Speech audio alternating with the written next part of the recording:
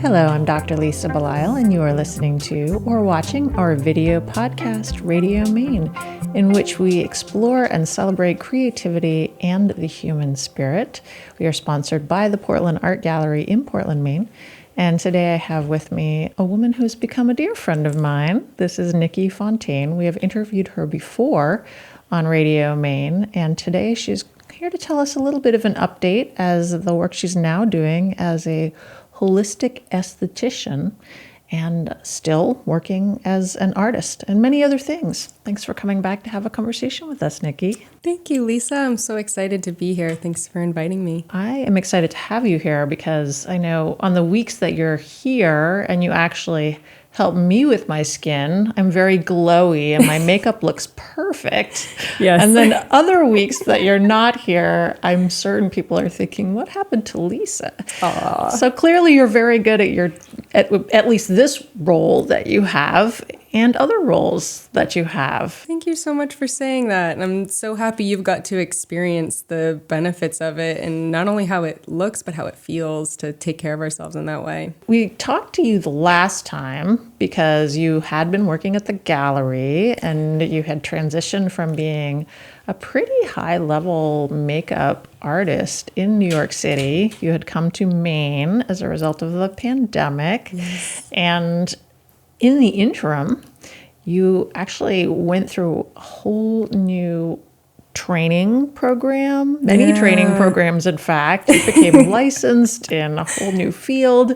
And I really want to hear about that journey. I want to understand why you decided to take that path. First, starting off, moving to Maine, as you mentioned, was such a big shift for me. It was the first time that I was living in nature since I was a kid. And a lot of things shifted in my life in that time. I was spending a lot of time outdoors.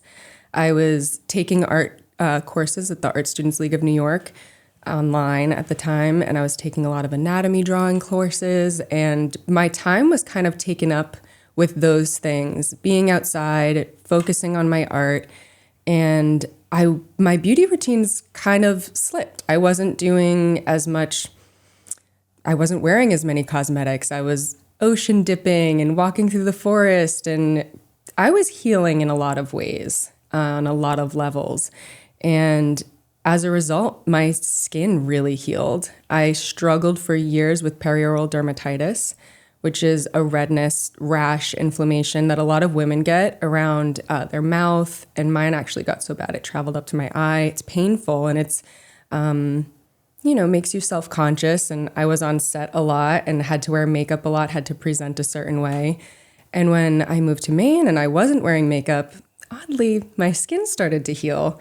And I was learning to live with the elements. And I guess it was almost like an accidental healing that happened, but it shifted things for me. And I inadvertently learned about skin health and taking care of my skin in a way of not doing so much to it, backing up a little bit, adjusting my nervous system, working with plant medicine and skincare, things that are the pillars of my practice now and that I work with my clients on now. The path that you took is interesting because you went for your formal training to become an esthetician, but then you also did a lot of work holistically, which wasn't necessarily all incorporated in the training that you had as an esthetician. You had to have kind of a simultaneous parallel path, I think. Yeah, I did it a little backwards because I came from this world of makeup and I had been touching faces for 15 years. And because I studied facial anatomy, I really had a good grasp of the skin as an organ. I went into school with a big goal in mind. I knew that I wanted to focus holistically. At that point, I had been through the transition in Maine. I had healed my skin in this really profound way. I had also was really influenced by this book, Renegade Beauty by Nadine Artemis, which is a really wonderful deep dive into skin health, living with the elements. It taught me all about the microbiome, the protective barrier on our skin, all of these components that are really crucial to skin health. So when I went to get my esthetician's license, I knew I wanted to start a holistic practice. And I think some people go into getting aesthetics and then they find the holistic path. I knew exactly what I wanted to do with this license and how I wanted to help people with it. So yeah, it was a little bit of a different trajectory, I think, with a very specific goal in mind. So one of the things that I know that you've had a pretty significant interest in is the plant medicine. Yeah. And you are drawing plants, but you also are using plants in the work that you do.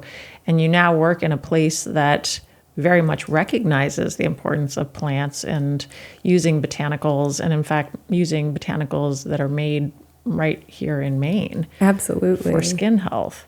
So tell me a little bit about the particular plants that you use that are effective for this work. I'd love to. Well, I'm very lucky to have found Amanda Foreman, who owns Abura, where I now work and I now practice. And she is also just as passionate about plants. We geek out about plants together, which is so fun, and get really creative about formulations. But it all started, I'm an artist, so I originally started observing plants and wanting to draw them to capture their beauty.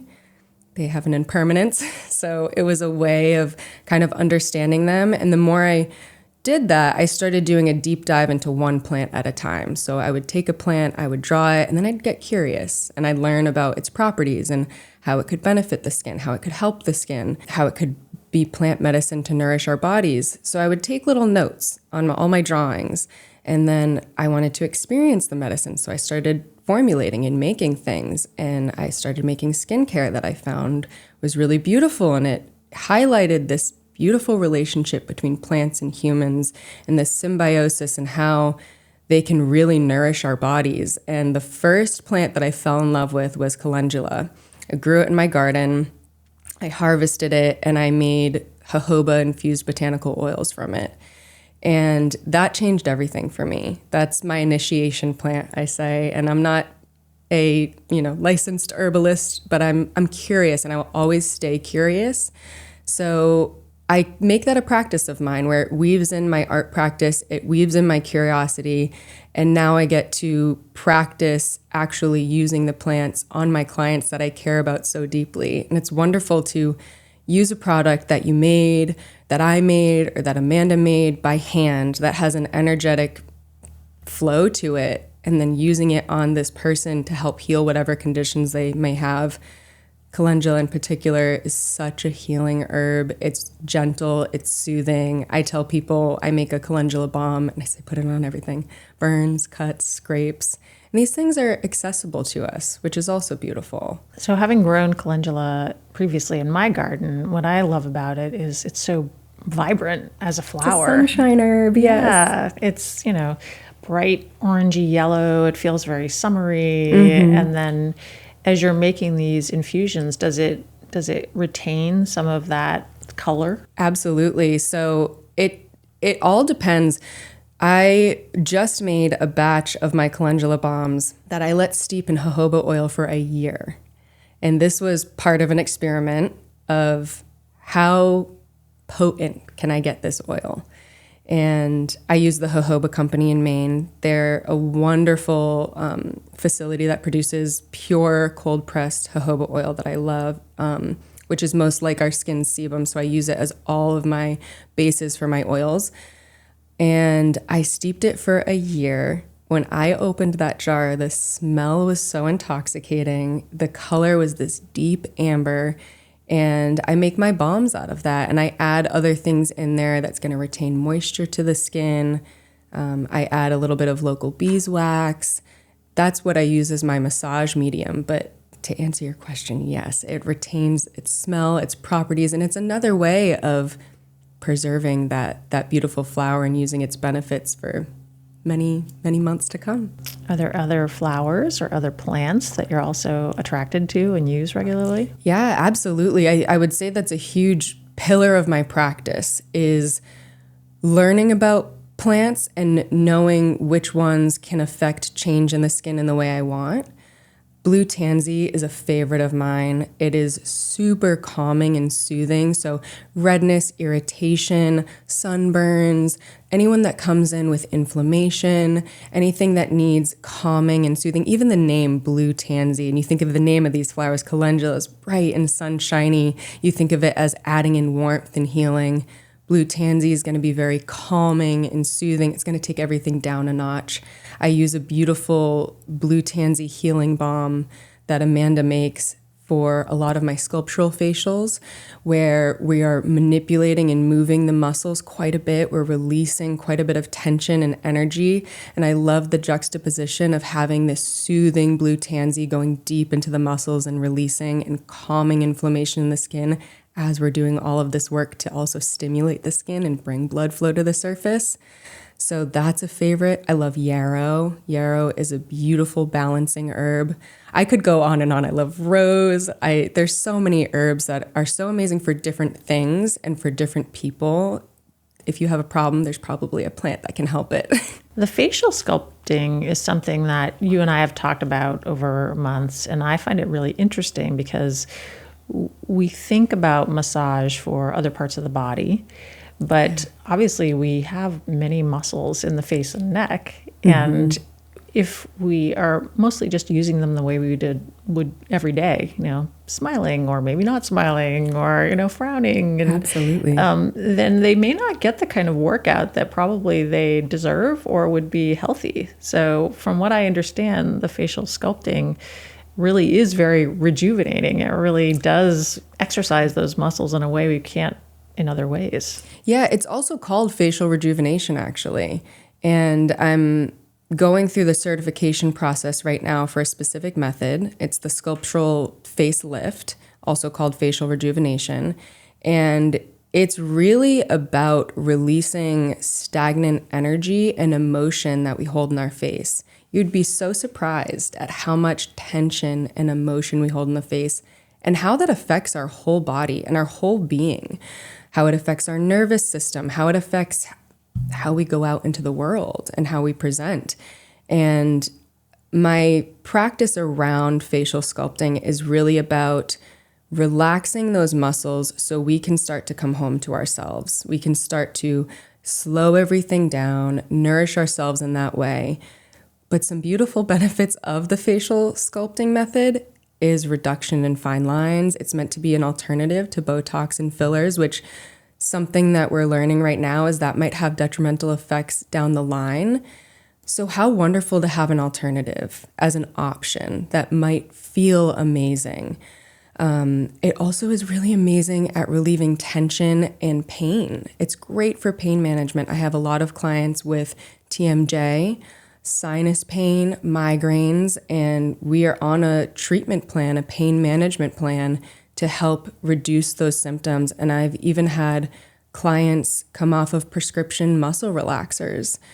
Once you get those muscles in that relaxed state, and we do a whole meditation in the beginning to get you in a calm state with your nervous system, once you release those muscles, they start to understand that that could be their natural state. If you leave the muscles in a really tense place, they start to manipulate that is their relaxed state. So it's about retraining not only the nervous system, the muscles, it's about releasing that energy, releasing any kinks in the hose, I like to say, calming the nervous system, and rejuvenating. And another benefit is the blood flow. It brings fresh blood flow to the surface of the skin, which you've experienced. The glow afterwards is incredible because all of those fresh nutrients are coming into the skin and into the surface, feeding the skin fresh nutrients. There's also lymphatic drainage benefits. There's so many different things that it's amazing for, and it's become one of my most sought after treatments, but also just a pillar of how I practice and how I look at skin health as a holistic esthetician. I think that it was interesting for me because I've had, I think it's called the Goddess Glow facial. Yes, that's our signature facial at Abura. Yep. Yeah. I've had that a few times with you, and it's very relaxing. But it's interesting to me that other people will say, oh, you look so glowy. So it's not just me coming out and thinking, oh, that felt great. It's also other people who will say that.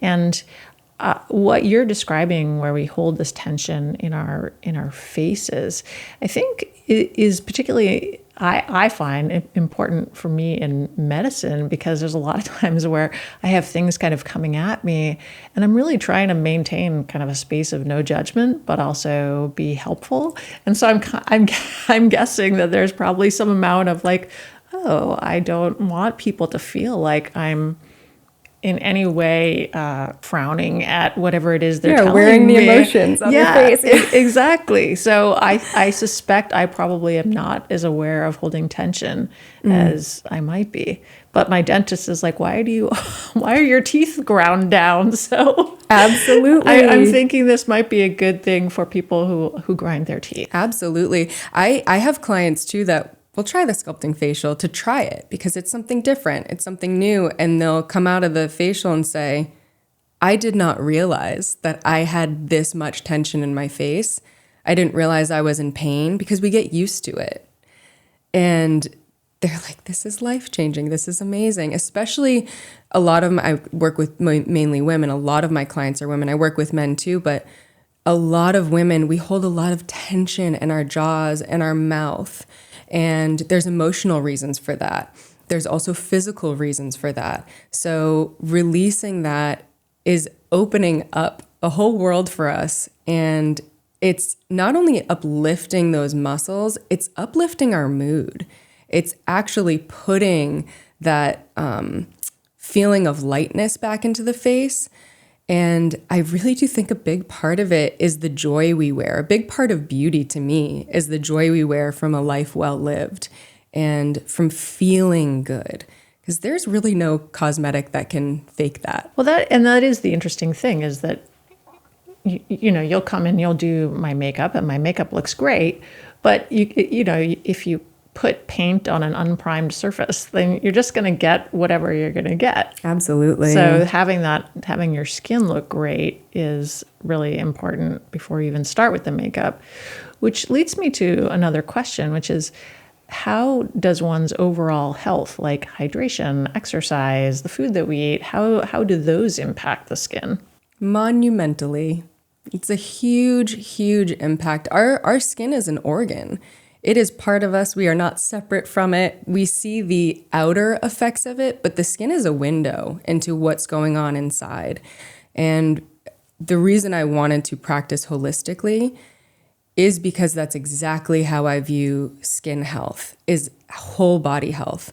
So things like sleep, things like exercise and sweat, things like stress management. One of the biggest things people overlook is the nervous system. And I'm always talking about the nervous system because calming the nervous system has so many effects on the body.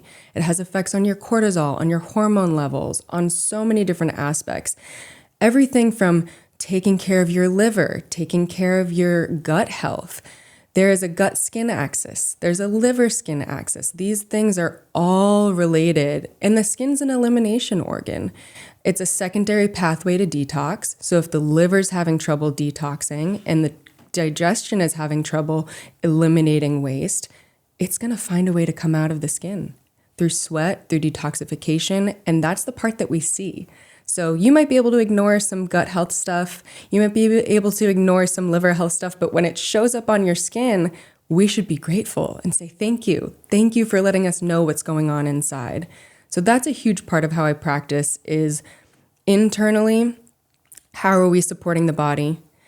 And then another part is externally, how are we supporting the body? And how are we supporting the skin? Because the skin is also it breathes. We breathe in the air we're around. We absorb product. So we have our microbiome that lives on top of our skin, which is, when it's healthy and diverse, it's a really good thing when we have a good population of good bacteria. And our protective barrier, our acid mantle, our sweat, our sebum, protecting all those vulnerable layers beneath. Those are two major components of skin health as well. We really want to treat the skin. I view it like treating it as a garden, both internally and externally. So a garden needs biodiversity. It needs nourishment. It needs water. It needs food. It needs gentleness and care. So not overstripping, not over cleansing, nourishing, supporting, big part of how I practice. So one of the things that you and I have talked quite a bit about is the idea that women tend to be caregivers. And I know that, in healthcare, a significant number of people are women. So they're caring for people at home, whether it's a small child or whether it's an aging parent, some other relative or friend. They go into work, they're caring for people at work. But you also, as a practitioner, you need to be able to care for yourself.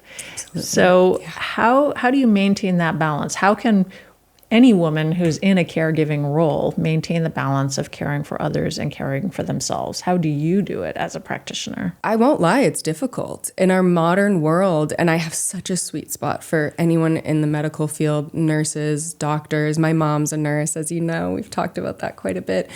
But caretaking, doing a lot of it, not having the time always to put it all down for a minute and take a minute for yourself. It's so crucial. And it's one of the hardest things to do because we're in that mode of taking care. I would say some things that have definitely worked for me, scheduling things out a bit. So I get a massage by Shay, who also works at Abura, who is an amazing practitioner. Just the most healing energy I've ever felt out of a little human being. Once a month, I'm getting a massage by her, and I'm taking that time, 90 minutes for myself. Same thing with facials. A restorative facial is really important to me. Once a month, having that time to not only rejuvenate the skin, but calm the nervous system, and take time to put it all down for a minute. We're carrying so much. We're taking care of so many people. You deserve to be nourished too. Big part of it is how we talk to ourselves. Do I deserve to be nourished? Yes, I'm taking care of everyone else. I deserve this too. But it's carving out time for it, which is not always easy. Scheduling out is a great thing. I also think it doesn't have to be, rituals don't have to be a big monumental thing you do.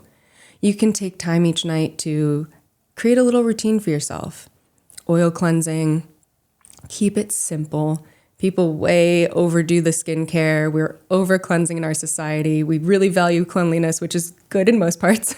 But when it comes to the skin, we overdo it. So taking a small ritual, taking 5-10 minutes to oil cleanse, to nourish the skin, to breathe, enjoy a cup of tea while you're doing it. Sometimes I'll take my rituals outside. The sun's out. I'll say, you know what, I'm going to go outside and do this and just take some fresh air. It can be 5 minutes. Those little tiny things add up over time. And then when you need time to just completely decompress for an hour or more, come in and get a treatment. Take care of yourself. It's hard to say make time for it, but it's so crucial. Because like you said, we're doing so much caretaking of other people and we deserve to be nourished and cared for too. Or I've learned you cannot show up unless you come home to yourself first and take care of yourself first. I completely agree. And I have worked with people who have scheduled massages. Some of the busiest people I know. I worked with the head of an emergency department and she told me, I have my monthly massage and this is what I get done. And I think that it's important because it's easy to say to yourself, oh, well, this is too expensive or I don't have the time. But then if you really think about, sure, there are cases where people really don't have the time or really don't have the money. And that absolutely is a thing. But a lot of people have more resources and they're just choosing where to spend them. Absolutely. I mean, how much does it cost to go have drinks with friends, which is good. But maybe balance that out with a different sort of self-care, a facial, Absolutely. A massage, something like that. Yeah, and that's an interesting shift that happens too. And life fluctuates.